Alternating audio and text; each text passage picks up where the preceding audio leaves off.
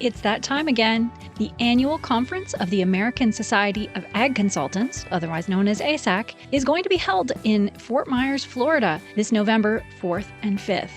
Kurt Covington is one of 9 professionals who will address the conference. The other speakers who will cover a wide range of topics represent Florida Farm Bureau, Florida Citrus Commission, University of Tennessee Institute of Agriculture, National Ag Law Center, Risk Mitigators and Advisors, Tyler Associates, as well as the lead economist for dairy at CoBank, and myself, Chrissy Wozniak from North American Ag. The day and a half of presentations will be followed by ag tours on Tuesday afternoon at Echo Farms, one of my favorite places here in Fort Myers.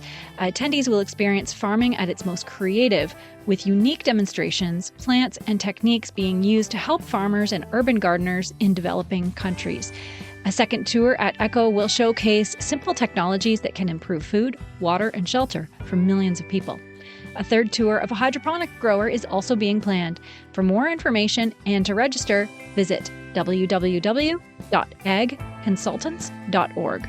That's www.agconsultants.org. See you there.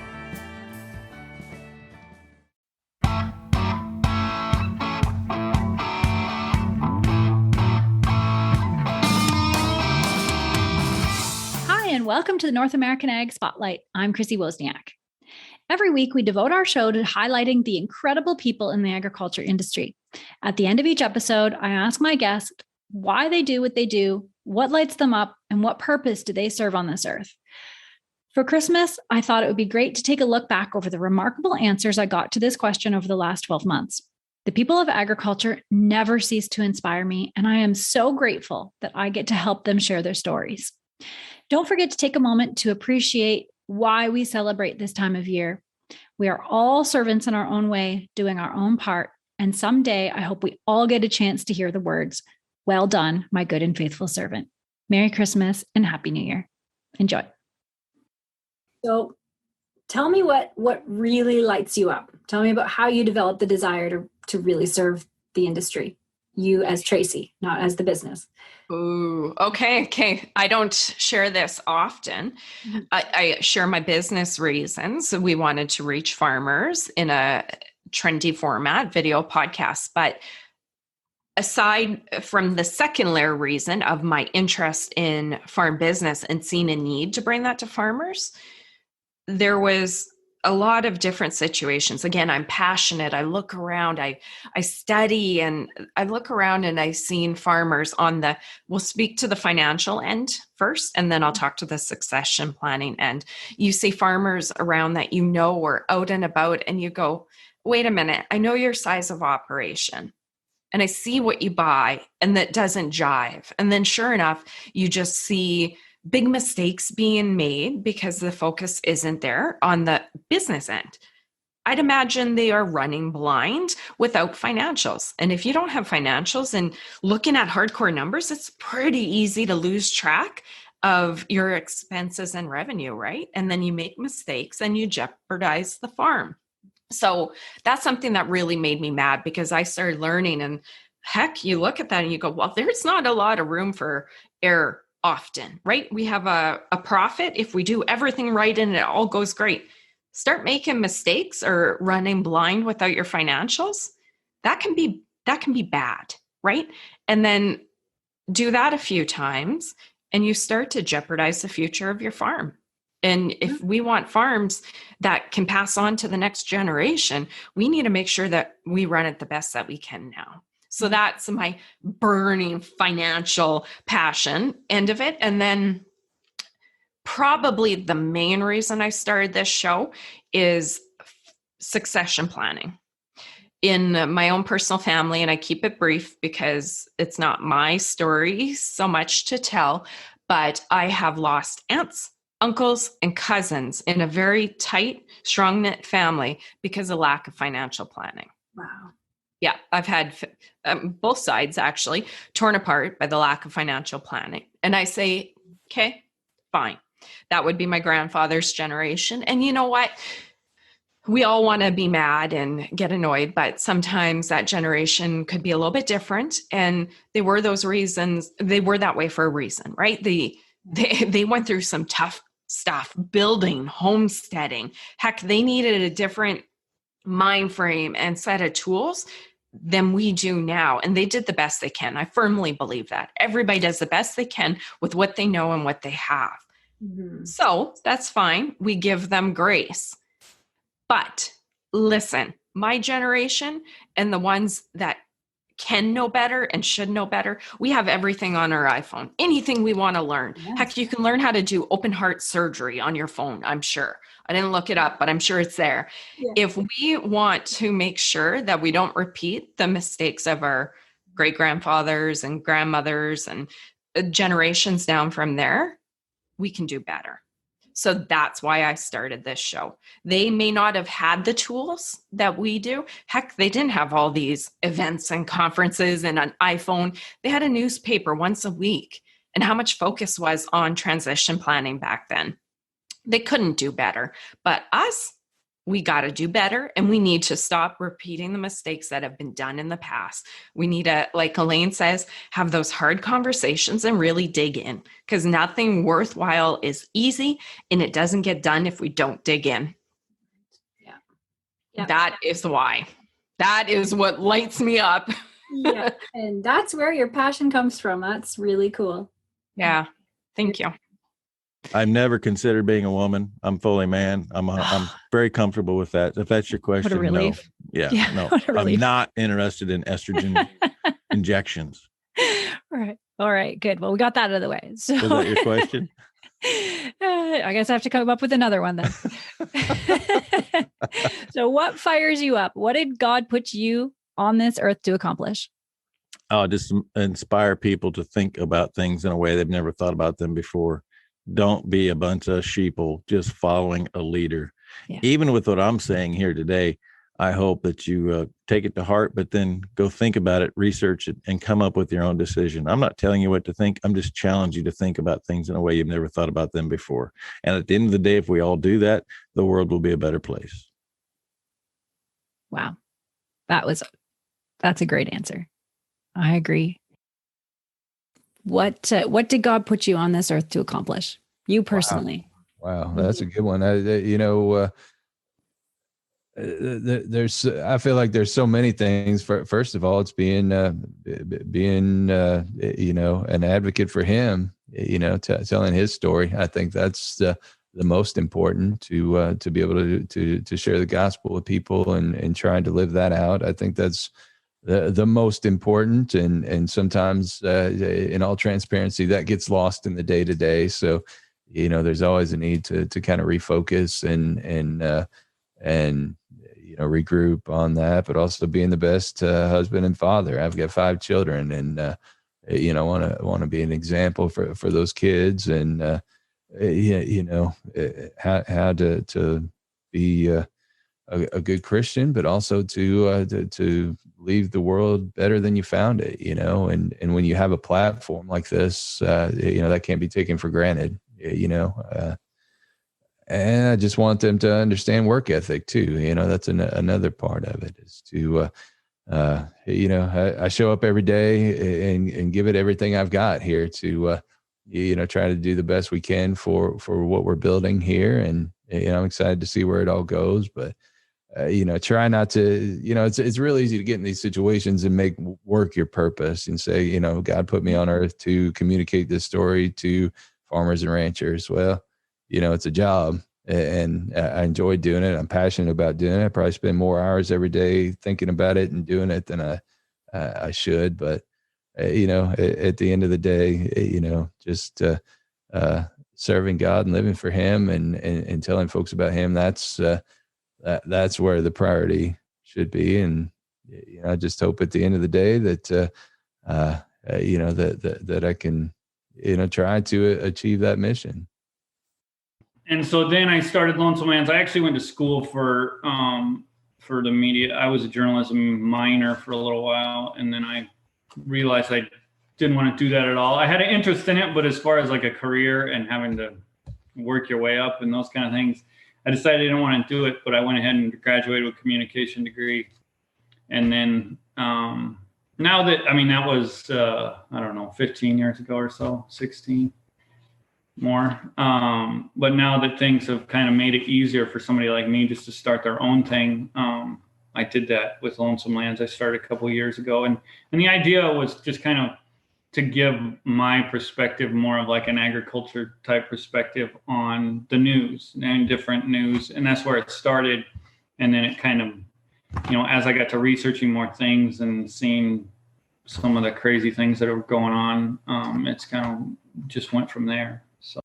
So then you said in one of our first communications that you're always looking for ways to give back to the industry. What do you want your legacy in agriculture to be? That's interesting. I thought about that a little bit. So I just turned 50. So when we all turn 50, it's one of those things where we start to look at our lives. Right. Before you're 50, when I'm in my 20s and 30s and 40s, I was living life. Now I'm looking at with small children and hitting 50 and thinking about it. I'm thinking of what I would like to give back. And I had cancer 4 years ago. Oh, wow. And I'm fine, but thankfully I'm fine. But after that, it's completely changed my work ethic, and I want to be the best at what I do. Mm-hmm. And I want to help and give back as much as I can to the dairies that I've worked with through the years and ones that I haven't worked with. So to me, that's what I want my legacy to be. I want people to think that I've kind of helped in whatever way it is. I just want to give back. And then I want to teach my children this work ethic. Mm-hmm. And like I said, I'm laser focused for doing what I love. So. Oh, that's awesome. I love that. And I'm sure that a cancer scare, that would really get you thinking, right? Yeah. I came out of absolutely positively nowhere. And I'm fortunate I had something else happen and that was minor. And then when they did some MRIs, they said, "Ooh, there's something going on here." And wow. If I wouldn't have known that, I would not be here today. Wow. That's lucky. Crazy. Lucky and unlucky, I'm sure. Yeah, very, very fortunate. Yeah. I guess I kind of got, what makes me go is I think I got a small case of ADHD and I can't sit still very long. So yeah. Oh, I hear you. Always doing something. Yeah. That's good. Keeps life interesting, right? Yeah. Similar to a lot of the farmers I work with. And yeah, they're always getting their hands into something and starting new businesses. And I don't know. I guess I like, what gets me going is I chase the journey, I guess, more than anything. I kind of just like the process of building stuff out and seeing what happens, helping people out. So I have one last question for you. On the show, I usually ask my guests what they want their legacy to be. So what is that for you? What did God put you on this earth to accomplish? Well, probably to be a good farmer. And, we all have our families and that sort of thing that we want to make sure that we can take care of as well as we possibly can. But I think the big thing here for me, as I mentioned earlier, is just, my dad had a saying, chance to meet a stranger is an opportunity to make another friend. And I've tried to live by that all my life because helping others is, I did not start out to be doing this when I started farming, almost 50 years ago. But, it's just, it's not a calling. It's just something that I have come into. And as I said, my community kept expanding. And I just want the legacy to know that, to read somewhere along the line that I was able to help people.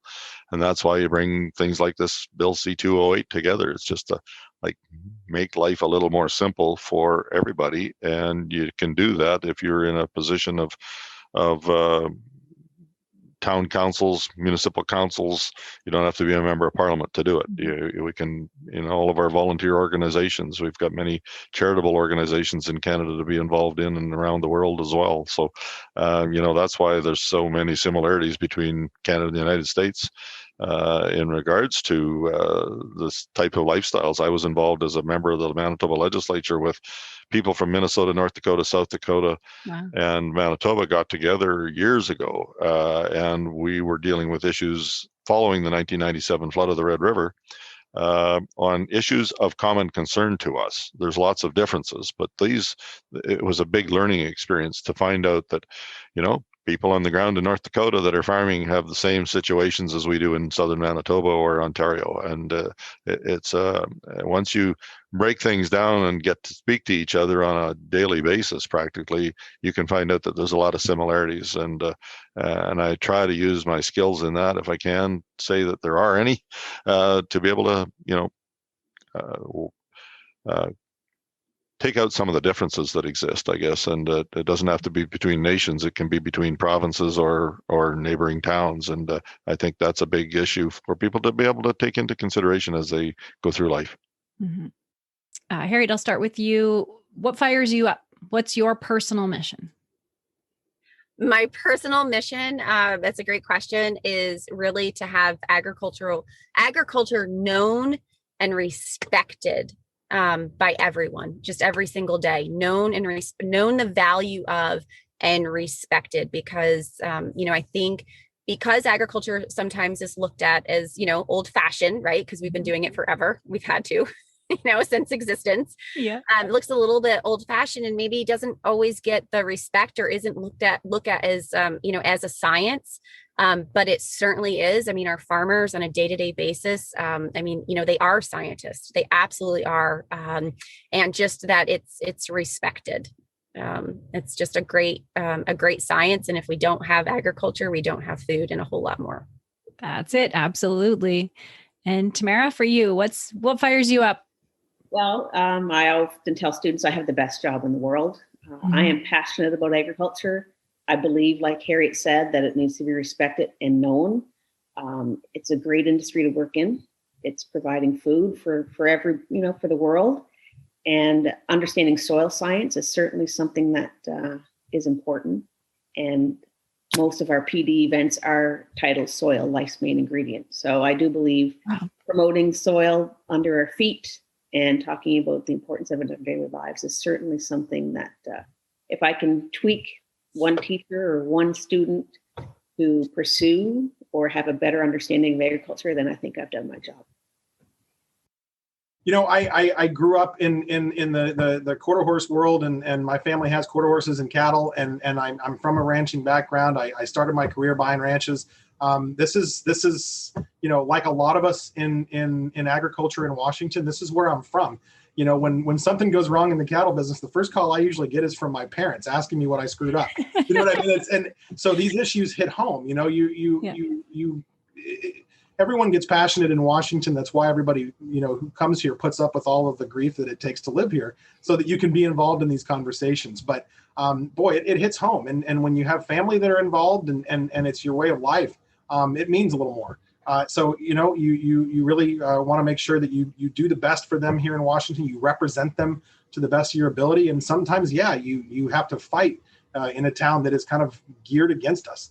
And so some days we're making friends, and other days we're putting our helmet on and going to battle. And that's there's no one I'd rather do it for. It's fulfilling work even on days when you're frustrated. Right. Yeah. And thank you for doing that. Right. We need these voices. Well, and thank you for getting the message out. I mean, it's so critically important that these kinds of programs are out there so that producers get that full picture of what's happening. So the work you guys do is absolutely invaluable. Man, that's like a $10,000 question. Yeah. When I love to teach. That's what gets me up and gets me here every day into work. It's what keeps me up late working on, evenings and weekends. And when I think about what my legacy will be, I hope it's reverberated in what my students are doing and the impact that they're making for the industry. And I'm doing my best now so that they can do their best in the future. And I hope that positive ripple effect will go across, that we have more skilled agriculturalists in the industry because of the efforts I'm making, but also the efforts my colleagues are making here at the university. So I guess those are the moments that get me, is like when a student will contact me, a former student, say, you really, made a positive difference. I'm so grateful. And I don't need those, but it helps to know that the efforts I'm making live on. And so I guess that would be the legacy, I hope, is that my small efforts here will ripple through to my students who are going to really change and impact the agriculture industry. So I have one more question for you. What do you want your legacy to be? How do you want to forever impact our industry? That's a really good question. I'm fortunate in that the research that I do, I think, has obvious positive societal impact, in that we're finding economical, practical solutions to keep farms in business while protecting air and water quality. I have my 84 peer-reviewed publications, but my research is really not how I'm impacting the world. I impact the world through my students and help introducing students to agriculture who aren't familiar with agriculture, helping them figure out what their passion is, helping them figure out what they really want to do with their lives, and then how to get there, helping them understand that, things always get better, that I always tell my students, things work out in the end. And if they haven't worked out yet, it's because you're not at the end yet. So hang in there. And I really, the youth are our future. And the program, the department, the university that I'm at is very student oriented. And I really enjoy identifying students when they're teenagers, getting them to come to Virginia Tech and advising them and mentoring them and teaching them and seeing that growth between 18 and 21 or 22.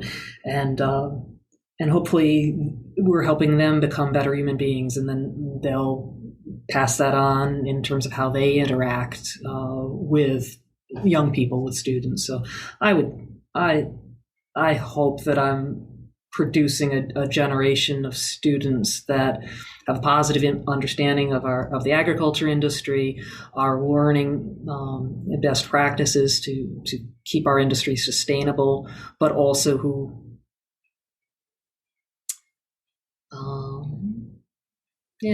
are resilient and successful, and understand that today's failure is not a permanent stain. It's not a permanent that's a good point. Black mark. Through my students. Yeah. Oh, that's amazing. How do you personally want to impact the ag industry? How do you want to be forever remembered? Making a difference in the lives of the people that I work with. So my little motto thing, on my is make a lot of money, sell a lot of products and all that stuff, but it's making a difference in the lives of the people that I work with. And I think that's the thing, that as you get done and you remember back to the great people that you work with and the managers that I had that I really enjoyed, and is they made a difference in my life. They gave me a different perspective. They were part of more than just my boss and did great things, and more than just provided a way for me to make a lot of money or anything like that. Is that, they changed who I was as a person. I think that's the thing that we can do is in our jobs, in our roles as salespeople, and as trainers, whatever we're doing, is how do we make a difference in the lives of the people that we interact with, whether that's 10 or 10,000 or 10 million. It's having that impact and being remembered. Absolutely. That's really awesome.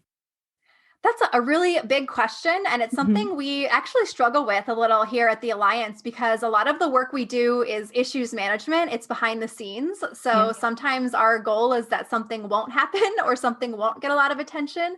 So it can be hard to go back and quantify that we had an impact and that we were able to change the direction of something, because we never know what would have happened if we never took action. Right. So, my goal above all is to make sure farmers and ranchers feel supported and like they're not alone out there on these issues.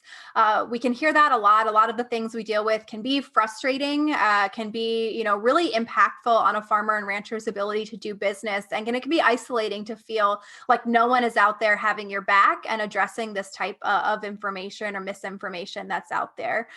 So ultimately, that's what I want to do and what I want to contribute with my skills and my background is being able to be in this space, to be keeping an eye on these issues so that farmers and ranchers can really focus on what they want to do, which is provide high quality care for their animals, for their land, and ultimately produce products that our consumers can be happy buying.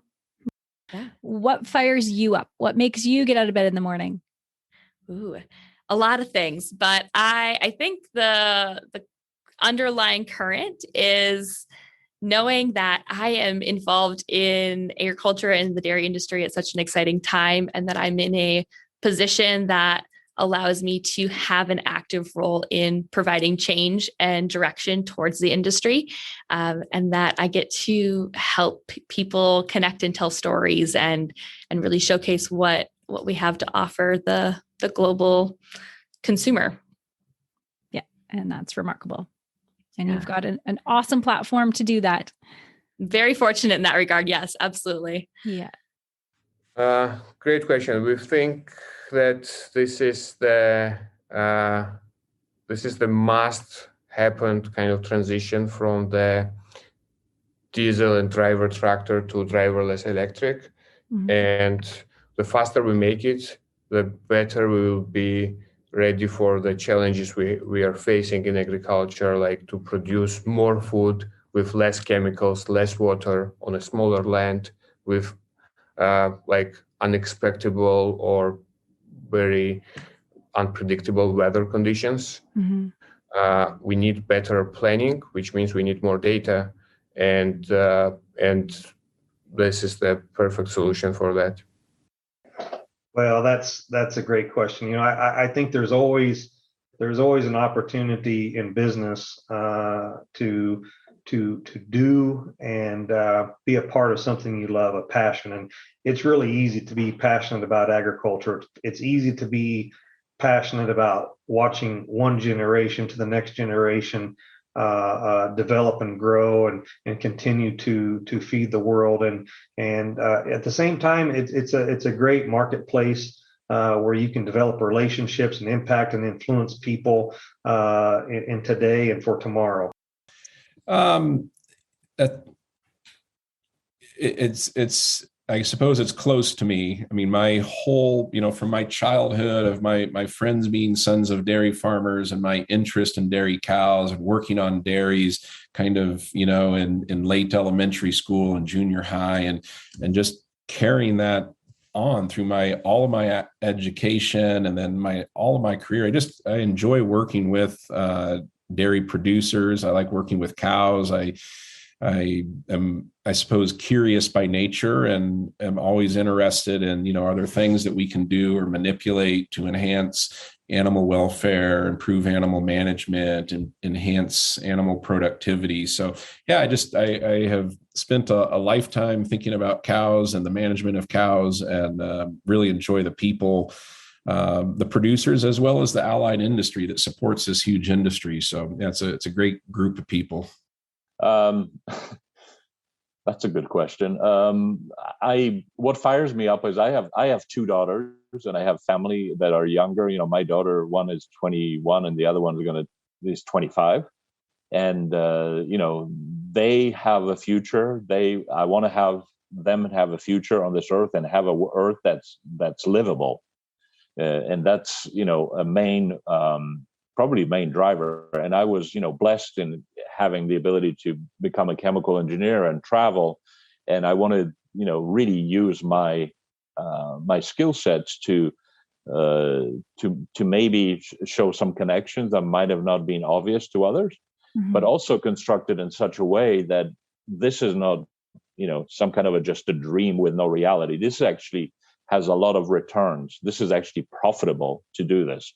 So I think there's been a misnomer with transition to complete renewable world and sustainable restorative world, that it's going to cost all kinds of jobs and it's going to cause all kinds of havoc. I think that's a huge misnomer. I think it's going to actually generate activity and it's going to be far more interesting and far more inspiring, right?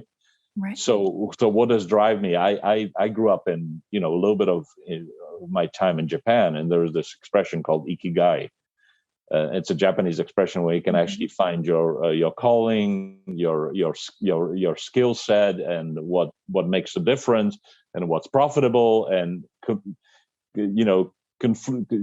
of a combination of all of that in the middle is ikigai. So with this, for me in renewable practices, and especially now in restorative practices through biochar and decarbonization, I think I'm pretty close to getting my own ikigai, finding my own ikigai, which means to me, and I get complaints all the time that I work too much, but I pretty much work every day of the week. I tried really hard to have Sunday off lately, but every other day it's a lot of work, but I don't really call it work, because it's what I love doing, right? But it's still work.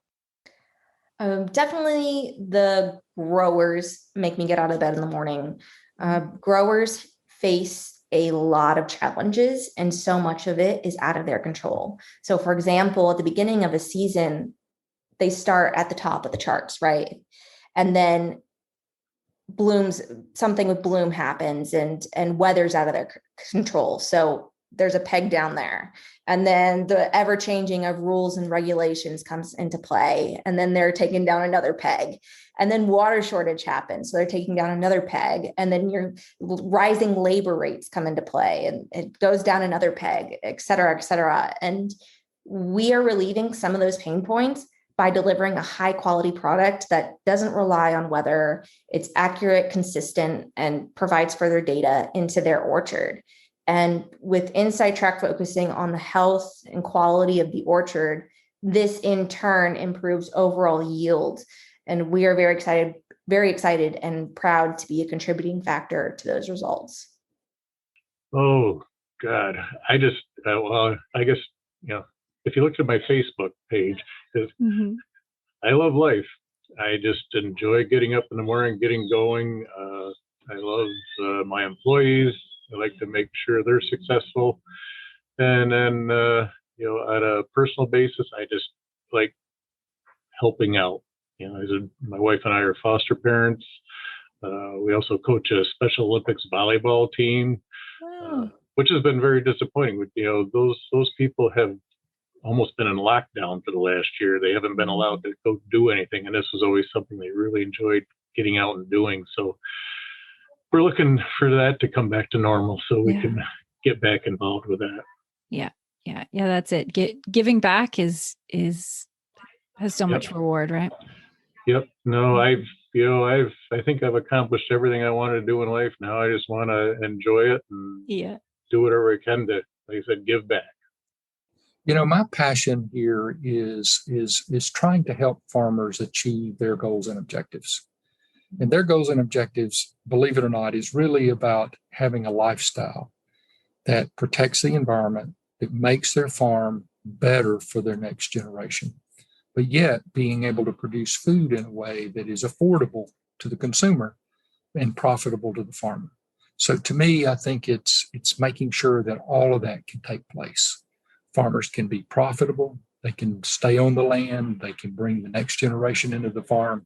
And consumers, when they go to the grocery store, or if they have a direct relationship with the farmer, can go get the products they need in order to feed their families and be happy with what they have, whether that's beef, pork, chicken, or lettuce and tomatoes and you name it. Whatever we put on our tables, our members want to be able to produce that, and they want to produce it in quantities and at a price that consumers need.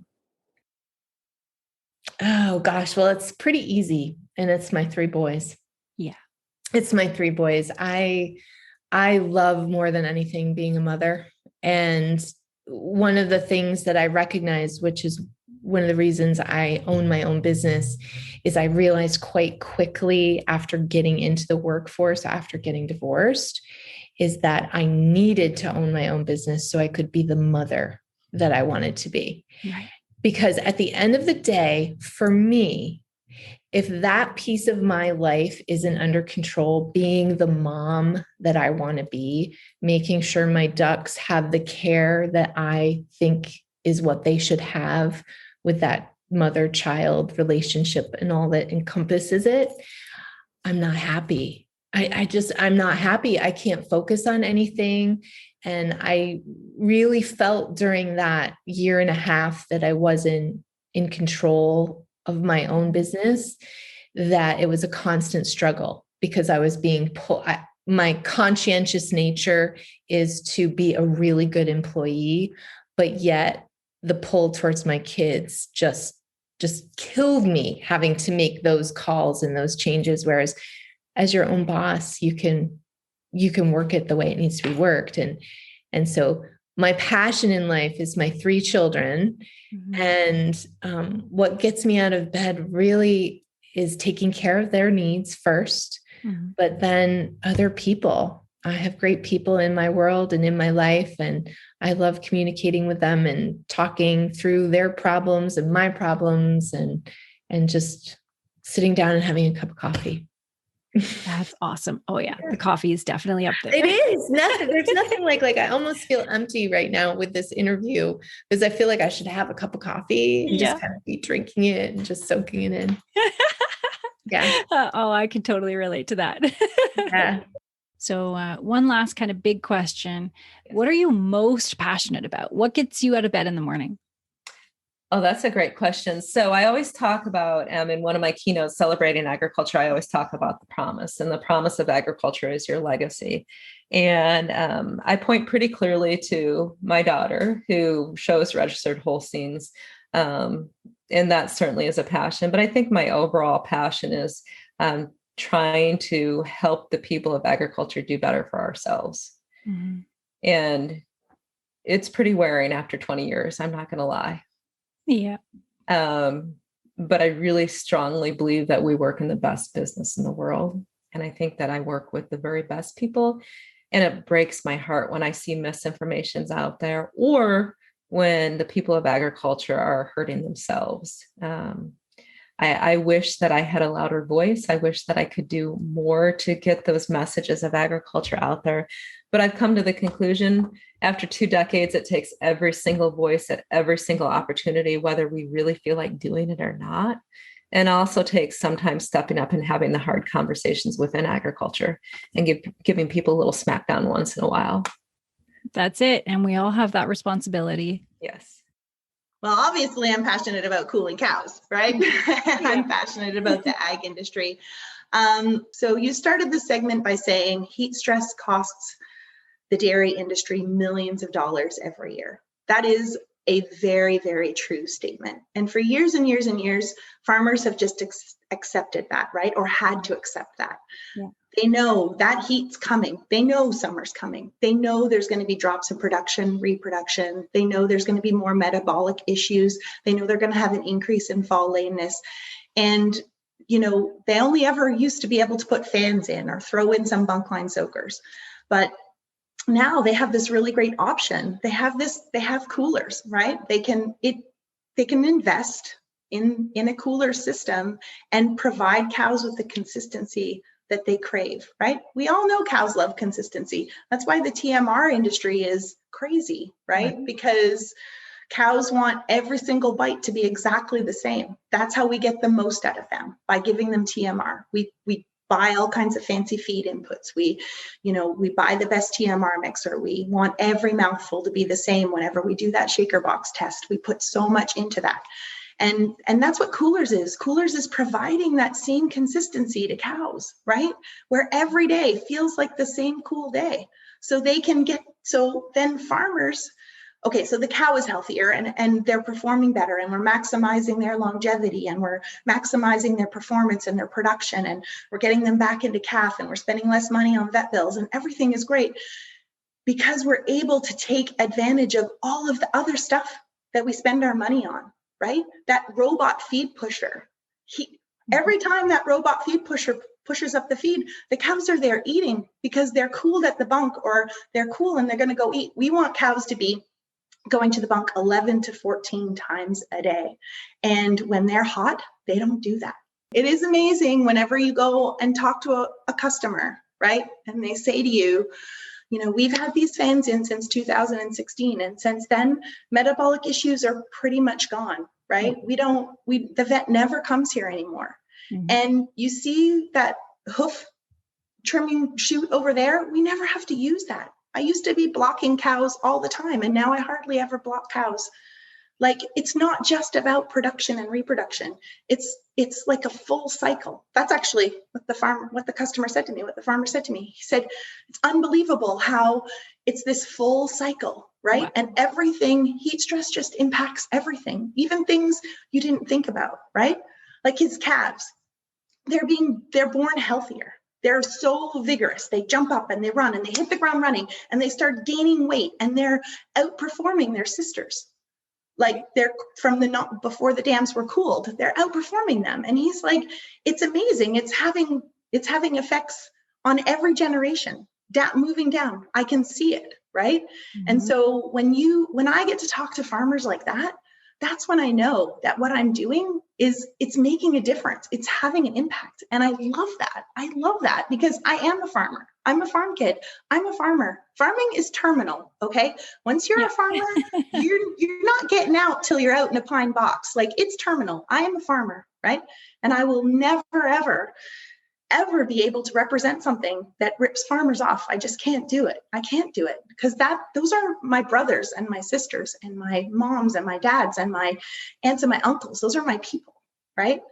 And that's what I love about Coolers. That's what I'm passionate about, right? It's making a difference and helping people, helping cattle, helping everybody get more out of their life, because farming is life. And I have one last question for you. So why are you devoting your career and life to these issues that affect producers?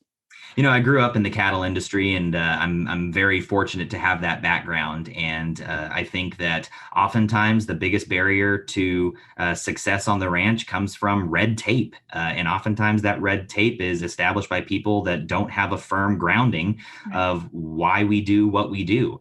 And it makes a lot of sense, right? I don't want to make this a comment on, the fact that we need to educate consumers and educate the public on what we do. I think that is important, but I also don't think that we should approach it from the perspective of, well, you should understand why it is what I'm doing. You shouldn't be involved in my backyard. Oftentimes a lot of our generally accepted management practices on the ranch would seem very, very foreign to someone that doesn't know, have the same background or the knowledge as to why we're doing what we're doing. So I kind of decided that the best place for me to do that was here in Washington, D.C., because that's where a lot of the big decisions get made. And I've been really fortunate to be able to do it for the past 4 years. And so I have one last question for you. What did God put you on the earth to accomplish? And what are you most passionate about? My favorite question. Favorite question. Yeah. I don't know what God has put me on this earth for, because I've given him a lot of opportunities and reasons to take me off of it. And he hasn't yet. So I can only assume that he's not finished yet. So whatever he has planned, he'll show me in his time, and then I'll be happy to do it. Passion.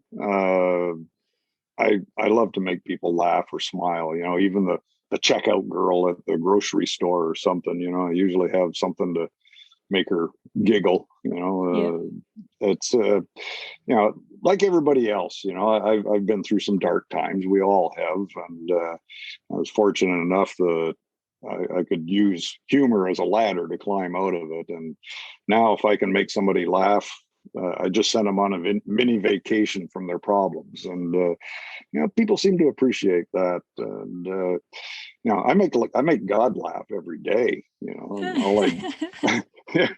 all I do is tell him what my plans are for the future, and he just laughs and laughs. Yeah. I hear that one. So I make God laugh every day, telling him what I'm going to do. That's a really good point. Well, I certainly would like to be remembered as somebody that had a nice group of animals and a well taken care of group of animals. Define success is kind of a difficult thing to define, but I think we can all think of successful producers, and that's a pretty common string amongst them, at least in my opinion. Well taken care of productive animals. For sure. I think that for me, I think that contributing to the industry in such a way that it improves animal well-being, human well-being, and animal handling, and the whole circle, contributing to that as a whole, I think is really something that I think is a great thing. I think that,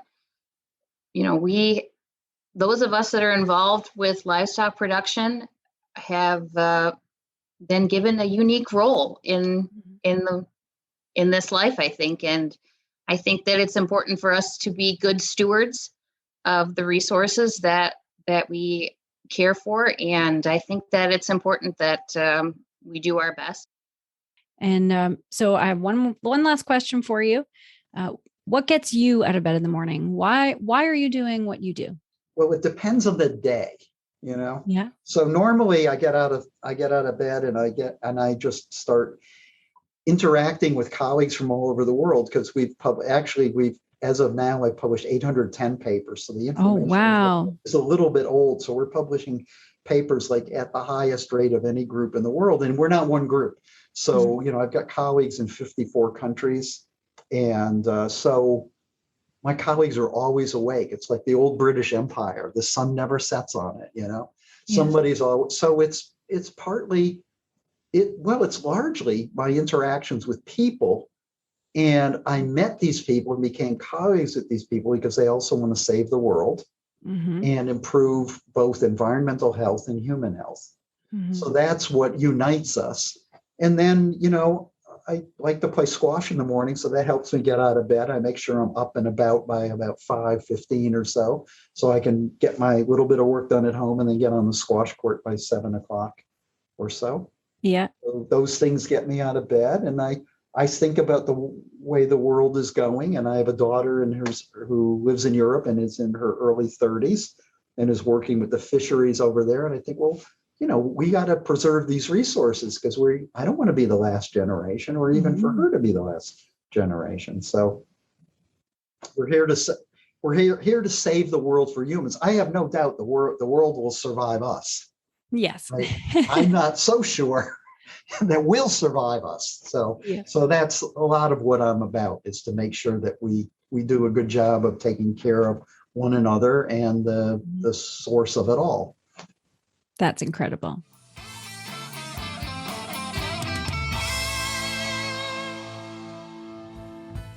Thanks so much for listening to today's Ag Spotlight episode, where we put the spotlight on people and companies doing great things for the agricultural industry. Don't forget to subscribe on Apple, Amazon, Spotify, Stitcher, or on your favorite podcasting platform, and give us a 5-star review. You can also follow us on YouTube and Rumble to see the video version of Ag Spotlight. Also, head on over to NorthAmericanAg.com to subscribe to our Industry Connect update newsletter. If you're interested in advertising opportunities, email us at connect@NorthAmericanAg.com. Thanks for listening.